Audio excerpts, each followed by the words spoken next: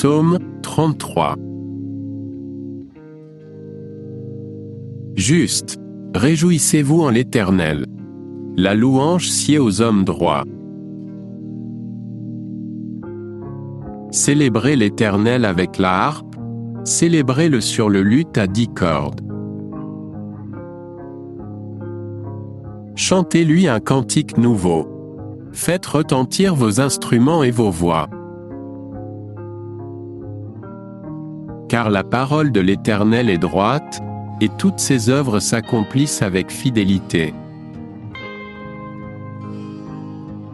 Il aime la justice et la droiture. La bonté de l'Éternel remplit la terre.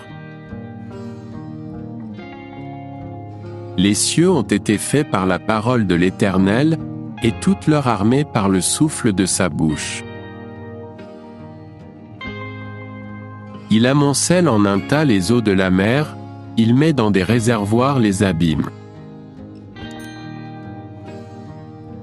Que toute la terre craigne l'Éternel. Que tous les habitants du monde tremblent devant lui. Car il dit, et la chose arrive. Il ordonne, et elle existe. L'Éternel renverse les desseins des nations, il anéantit les projets des peuples. Les desseins de l'Éternel subsistent à toujours, et les projets de son cœur, de génération en génération. Heureuse la nation dont l'Éternel est le Dieu. Heureux le peuple qu'il choisit pour son héritage. L'Éternel regarde du haut des cieux, il voit tous les fils de l'homme. Du lieu de sa demeure, il observe tous les habitants de la terre.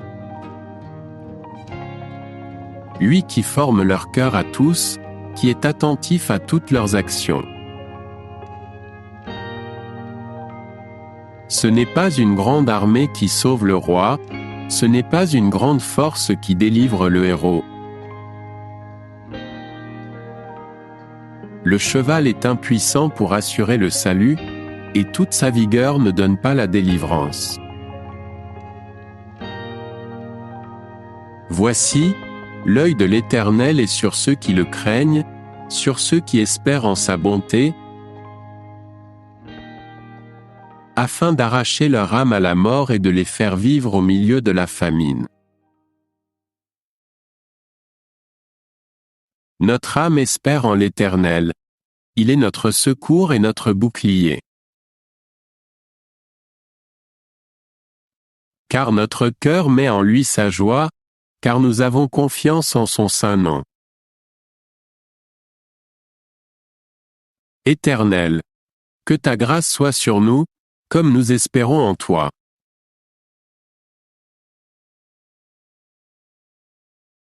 C'était la lecture des psaumes avec Wilfried Brou. Je vous remercie d'avoir suivi cette lecture avec moi. Que Dieu vous bénisse et vous protège et surtout n'oubliez pas de toujours méditer la parole de Dieu. On se donne rendez-vous pour une autre lecture biblique.